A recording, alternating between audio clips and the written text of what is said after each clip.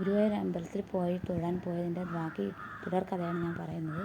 ഞാനും തൊഴുതിറങ്ങി പുറത്തിറങ്ങിയപ്പോഴേക്കും ഭയങ്കര വിഷമമായി. മക്കൾക്ക് തൊഴാൻ പറ്റിയില്ല. അവർ ഞങ്ങളെ കാണാനില്ലാതെ നോക്കി അലഞ്ഞ് നടക്കുമായിരുന്നു. ഞങ്ങൾ വരിയിൽ നിർത്തിയിട്ടാണ് വന്നത്. ഞങ്ങൾ അരമണിക്കൂറായിട്ട് ഞങ്ങളെ കാണാത്തതുകൊണ്ട് മക്കൾ കുഞ്ഞിനെയും കൊണ്ട് അലഞ്ഞ് നടന്ന് അനൗൺസ് ചെയ്യിച്ചു കാണാനില്ലെന്ന്.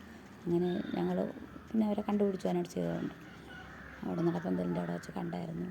കണ്ടിട്ടായിരിക്കും മക്കളെ കാണാൻ പറ്റാത്ത വിഷമം കൊണ്ട് അങ്ങനെ സങ്കടപ്പെട്ടിരിക്കുന്നപ്പോഴേക്കും സന്ധ്യാദീപാരാധനയ്ക്ക് വേണ്ടിയിട്ട് ഒരു ദൈവത്തിൻ്റെ പ്രതിബിംബത്തെ പുറത്തേക്ക് കൊണ്ടുവന്ന് വാദ്യമേളങ്ങളോടെ കൊണ്ടുവന്ന് ഒരു പൂജ അവിടെ ഉണ്ടായിരുന്നു പുറത്ത്, കോവിലിൻ്റെ പുറത്തായിട്ട്.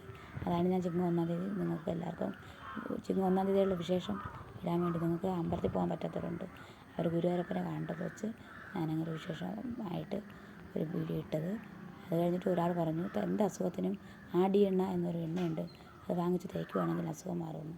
ഞാനും വാങ്ങിച്ചു ഒരു കുപ്പി ആടിയെണ്ണ.